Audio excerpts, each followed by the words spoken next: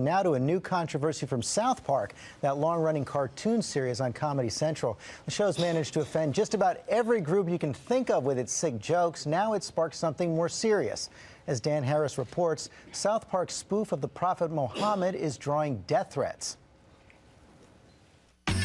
South Park, the satirical cartoon hugely popular with young people, is known for being deliberately, zealously offensive. They've featured Jesus fighting Santa Claus. They've taken on Jews, Mormons, and Scientologists, too.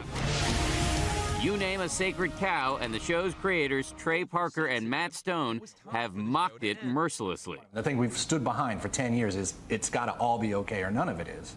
But when the Prophet Muhammad was portrayed wearing a bear costume last week, it resulted in a warning on a radical Muslim website that Stone and Parker could wind up like the Dutch filmmaker who was murdered by Muslim extremists.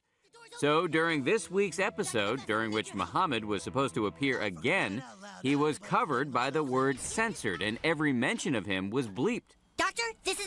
Overnight, Parker and Stone released a statement saying, quote, "In the 14 years we've been doing South Park, we have never done a show that we couldn't stand behind. We delivered our version of the show to Comedy Central, and they made a determination to alter the episode." South Park is all about offending people. That's practically their stated goal. So the fact that they might have done so is not exactly a surprise.